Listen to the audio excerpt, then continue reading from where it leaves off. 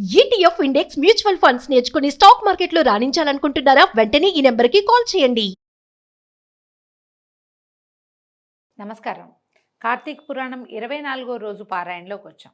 బృందాదేవి మోహంలో కొట్టుకుపోతూ దుఃఖంలో మునిగి ఉన్నటువంటి మహావిష్ణువు ఆయన గురించి ముందు భాగంలో చెప్పుకున్నాం. ఇక్కడ యుద్ధ రంగాల్లో ఏం జరిగిందో చెప్తున్నారు. అతిలోకమైన శివశౌర్యానికి చిన్నబుచ్చుకున్న జలంధరుడు పునః ఈశ్వరుని సమోహింపచేయదలిచి మాయా గౌరిని సృష్టించాడు. ఒక రథంపై కట్టివేయబడి నిశుంభాది నిశాచరుల చేత వధింపబడుతూ ఉన్న ఆ మాయా గౌరిని చూశాడు శివుడు. పరమేశ్వరుడైనప్పటికీ మాయలో పడటం భగవంతుడికి కూడా జరుగుతుంది అప్పుడప్పుడు. ఈయనేమైంది, చూసి చూడంగానే ఉద్విగ్న మానసుడైన ఉగ్రుడు యుద్ధాన్ని, తన పరాక్రమాన్ని, కర్తవ్యాన్ని విస్మరించి ఉదాసీనుడుగా ఉండిపోయాడు. అదే అదనుగా జలంధరుడు పుంఖానుపుంఖాలైన 3-4 బాణాలను శివుని శిరస్సు పైన, వక్షస్థలం పైన, ఉదరమందున ప్రయోగించాడు. అయినా జంగమయ్యలో చలనం రాలేదు. అటువంటి సమయంలో అదంతా రాక్షసమాయిగా బ్రహ్మదేవుని చేత బోధింపబడిన వాడై కోలుకొనిన పరమేశ్వరుడు జ్వాలామాలాతి భీషణమైన రౌద్ర రూపాన్ని ధరించాడు. ఆ స్వరూపాన్ని చూసేందుకు సైతం శక్తి చాలక అనేక మంది రాక్షసులు పారిపోతున్న వారిలో ఉన్నటువంటి అగ్రనాయకులైన శుంభుడు, నిశుంభుడు వాళ్ళని చూసిన రుద్రుడు పారిపోతున్న వాళ్ళంతా పార్వతి చేతిలో మరణించెదరుగాక అని శపించాడు. మనం తర్వాత దేవి భాగవతంలో అమ్మవారు శుంభనిశుంభుల్ని వధించింది నీల సరస్వతి స్వరూపంలో అని చెప్పుకుంటాం. ఆమె చేతిలో మరణిస్తారని రుద్రుడే ఈ యుద్ధంలో శపించాడని, కాలాంతరంలో వాళ్ళు అక్కడ మరణించారని దేవి భాగవతంలో చెప్పబడుతుంది. అయితే ఇదంతా గమనించినటువంటి జలంధరుడు బాణవర్షంతో అంధకారాన్ని కల్పించాడు, చీకటిగా చేసేసాడట. ఆ చీకటిని శివుడు తన తపోబలంతో చీకట్లను చీల్చివేశాడు. ఉడికిపోయిన జలంధరుడు పరిఘాయుధంతో పరుగున వచ్చి ఈశ్వరుని వాహనమైన ఎద్దును నందీశ్వరుణ్ణి భయంకరంగా కొట్టాడు. ఆ దెబ్బకు నంది యుద్ధరంగం నుంచి పరుగు తీయసాగింది. దానిని మళ్లించడం సాంబశివుని కూడా సాధ్యం కాలేదు. ఎక్కడ లేని కోపం వచ్చిందట పరమేశ్వరుడికి. వెనువెంటనే సుదర్శన చక్రాయుధాన్ని ప్రయోగించాడు. భూమి ఆకాశాలను దహింపజేసే వేయగలిగేటువంటి వేగవంతమైన ఆ చక్రము చూపర్లను భయభ్రాంతులు చేస్తూ వెళ్ళి జలంధరుని తలని నరికి నేల మీద పడేసింది. అతని మొండెం నుంచి వెలువడినటువంటి మహాద్భుతమైన తేజస్సు ఈశ్వరునిలో లీనమైపోయింది. బ్రహ్మాది దేవతలందరూ సంతోషాంతరంగులు, అవనత శిరస్కులు అయ్యి ఆ చంద్రశేఖరునకు ప్రణమిల్లారు, స్తుతించారు, పరిపరి విధాలుగా కృతజ్ఞతలు చెప్పుకున్నారు. అనంతరము బృందామోహితుడై అడవులలో పడి అల్లాడిపోతున్న విష్ణువుని స్వస్థుని చేసే ఉపాయాన్ని కూడా అనుగ్రహించమని కోరగా అందుకు గాను పరాశక్తిని వేడుకోమని చెప్పి జయజయధానాల నడుమ సకలగణ సమేతుడై ఈశ్వరుడు కైలాసానికి వెళ్ళిపోయాడు. శివాజ్ఞ ప్రకారం దేవతలు మహామాయని ప్రార్థించడం మొదలుపెట్టారు. దేవతలు చేసిన మహామాయా స్తోత్రం అద్భుతమైనదటండి. అర్థం చెప్తున్నాను. ఈ మహామాయా స్తోత్రము అని గనక మనం సెర్చ్ చేసి వెతికి పట్టుకుని చదువుకోగలిగితే చాలా బాగుంటుందట. ఎక్కడా కూడా మనం తల్లకిందులయ్యే పరిస్థితి రాదు. అంటే ఒక్కొక్కసారి మనుషులం కదా, మనం రోజు మాయలోనే పడతాం, మనం ఉండేదే మాయలో. దాంట్లో నుంచి మనకి తర్వాత గతి ఏమిటి అనేది తెలుస్తుందట. దొరికిన వాళ్ళు ప్రయత్నం చేసుకోవచ్చు. సృష్టి స్థితిలయలకు కారణమైన సత్వరజస్తమో గుణాలు 3 దేని నుంచి పుట్టాయో ఆ దేవి యొక్క ఇచ్చ వలన లోకంలో జనన మరణాలు సంభవిస్తున్నాయో అటువంటి మూల ప్రకృతి మహామాయకి నమస్కరిస్తున్నామంటే ఏ దేవి వల్ల ఇవన్నీ పుట్టి మళ్ళీ లీనమవుతుందో ఆ దేవికి నమస్కరిస్తున్నాము. ఏదైతే 23 భేదములతో చెప్పబడిన సమస్త లోకములను అధిష్ఠించినదో, వేదములలో సైతము దేని యొక్క రూపకర్మములు కీర్తింపబడుతున్నాయో అట్టి మూల ప్రకృతికి నమస్కరిస్తున్నాము. దేని యందు భక్తుడైన వాడు దరిద్ర మోహ భయ పరాభవాల్ని పొందడో, ఏదైతే తన భక్తుల యందు ఎడతగని ప్రేమ కలతో ఆ మూల ప్రకృతికి నమస్కరిస్తున్నాము. ఆయన ఇలా చెప్తున్నాడు అనమాట. ఈ దేవతలు చేసినటువంటి మూల ప్రకృతి స్తవాన్ని ఎవరైతే ఏకాగ్ర చిత్తంతో త్రిసంధ్యలు 3 కాలాల యందు పఠిస్తారో వాళ్ళు ఏనాడు దరిద్రాన్ని కానీ, భయాన్ని కానీ, మోహాన్ని కానీ, దుఃఖాన్ని కానీ, అవమానాన్ని కానీ పొందకుండా ఉంటారు. ఇక ప్రస్తుతంలోకి చెప్తున్నాడు నారదుడు.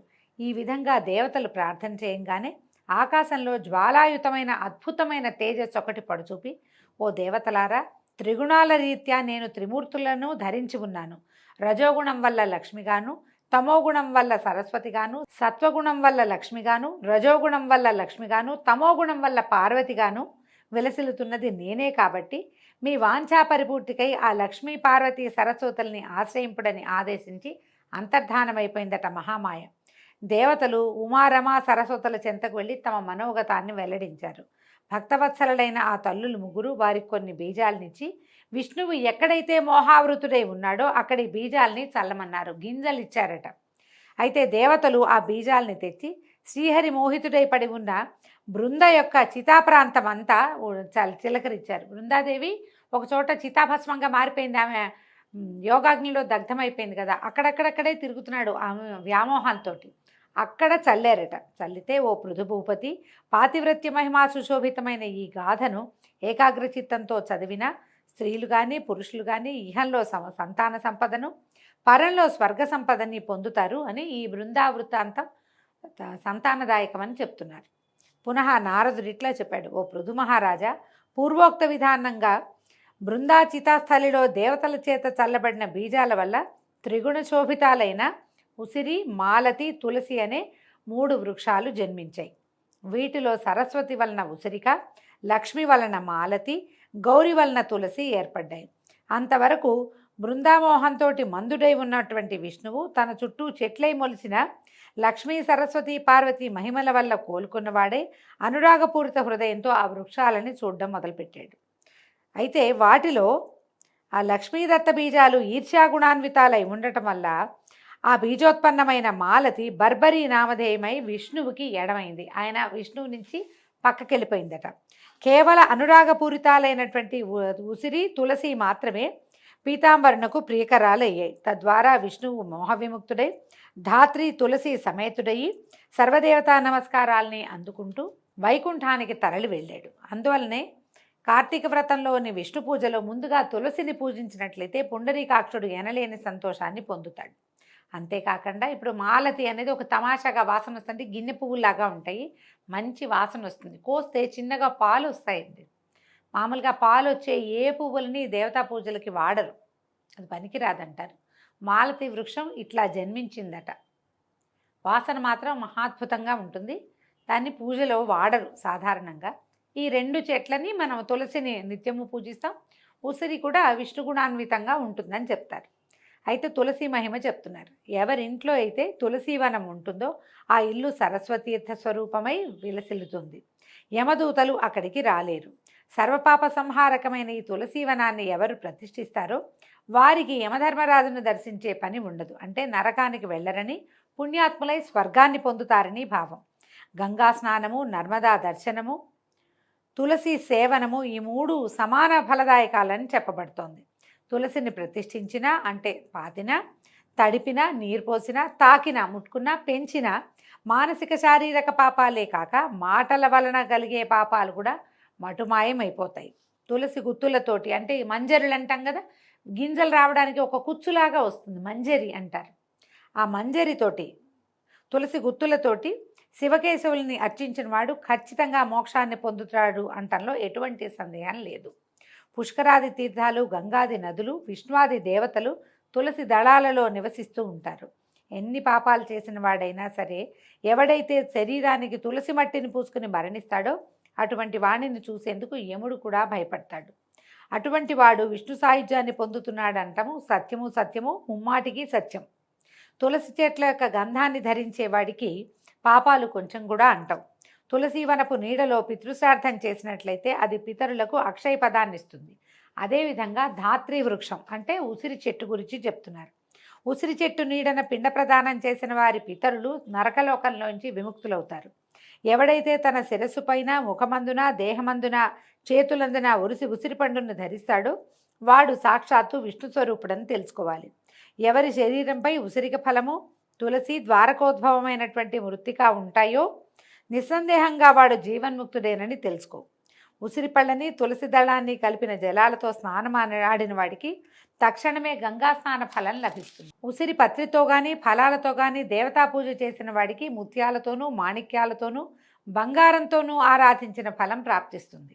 అందుకని మనకేం చెప్తారండి, కార్తీక మాసంలో ఉసిరి పళ్ళు దానం చేయండి అంటారు. నిజానికి విరివిగా విస్తారంగా ఉసిరి రాదు, చిన్న చిన్న కాయలు ఉంటాయి, లేతవి. మనకి ఎప్పుడు వస్తాయి ఇవి? మహాశివరాత్రి సమయంలో ఫిబ్రవరి వచ్చేసరికి కానీ మనకి ఉసిరికాయలు గైరుగా బలమైన పండు రాదు.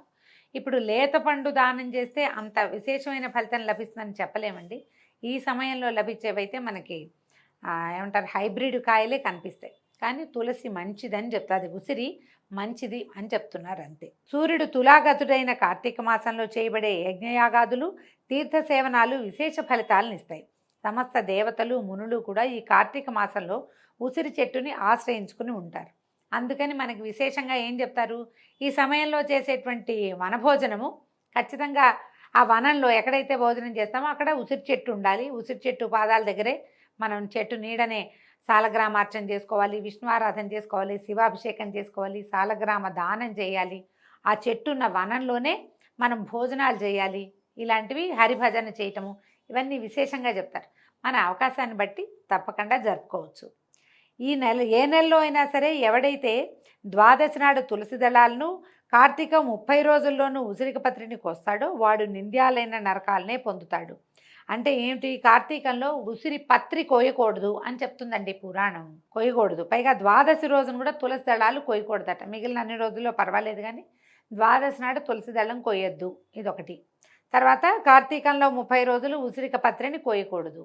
మనం ఏం చేస్తాము, ఈ క్షీరాబ్ది ద్వాదశి నాడు ఉసిరి చెట్టు ఏం పెట్టుకుంటామని బజారంతా ఉసిరికి చెట్టు కొమ్మలే, ఇంతంత కొమ్మలు కాయలతో ఉన్నవి, లేత కాయలు చక్కగా ఉంటాయి, వాటితోటి కొమ్మలు తెచ్చి పెట్టుకుని చేసేసుకుంటున్నాం. చాలామంది చేస్తారు. అందరూ ఉసిరికి చెట్లను భరించి పెట్టుకోలేరు కదా. మనం ఈ పాపమే చేస్తున్నామండి, ఇది తప్పని చెప్తోంది పురాణము. వచ్చే సంవత్సరం జాగ్రత్త పెడదాం. ఏదైనా చిన్న తులసి చెట్టు తెచ్చుకుని 3-4 కలిసి ఒకే చోట ఉసిరి ధాత్రి తులసి కళ్యాణం చేసేసుకుంటే సరిపోతుంది. మరి అవకాశం ఉన్నవాళ్ళు ఆలోచించండి. వచ్చే ఏడాది ఏం చేయగలమో మనం ఇప్పుడే ఆలోచించుకొని పెట్టుకుంటే బాగుంటుంది. ఎవరైతే కార్తీకంలో ఉసిరి చెట్టు నీడన భోజనం చేస్తాడో వాడి యొక్క 1 సంవత్సరపు దోషం తొలగిపోతుంది. ఉసిరి నీడన విష్ణు పూజ చేస్తే అన్ని విష్ణు క్షేత్రాల్లో, అంటే 108 దివ్య దేశాల్లోనూ విష్ణు పూజ చేసిన ఫలితం లభిస్తుందట. శ్రీహరి లీలల్ని, మహిమల్ని చెప్పడానికి ఏ ఒక్కరికి కూడా ఎలాగైతే సాధ్యం కాదో, అలాగే ఈ తులసి ధాత్రి వృక్షాల మహిమల్ని చెప్పడం కూడా చతుర్ముఖుడైన బ్రహ్మకు కానీ, సహస్రముఖుడైన శేషుని కానీ సాధ్యం కాదు. ఎవరైతే ఈ ధాత్రి తులసి జనన గాథని ఎవరు వింటున్నారో, వినిపిస్తున్నారో వాళ్ళు కూడా తమ పాపాలని పోగొట్టుకున్న వారే తమ పూర్వులను కూడి శ్రేష్టమైన విమానంలో స్వర్గాన్ని పొందుతున్నారు. దీంతో 24వ రోజు పారాయణ పూర్తయిందండి. ఈరోజు కార్తీక సోమవారం, ఆఖరి సోమవారం కాబట్టి దీపారాధన చేసుకునే వాళ్ళు, దీపదానం చేసేవాళ్ళు, ఉపవాసం ఉండదలుచుకున్న వాళ్ళు, దేవాలయంలో దీపాలు పెట్టదలుచుకున్న వాళ్ళు ఎవరైనా సరే ఈ ఆఖరి సోమవారాన్ని సుసంపన్నం చేసుకోండి. రేపు ఉదయం మళ్ళీ 25వ రోజు పారాయణతోటి కలుసుకుందాము. నమస్కారం.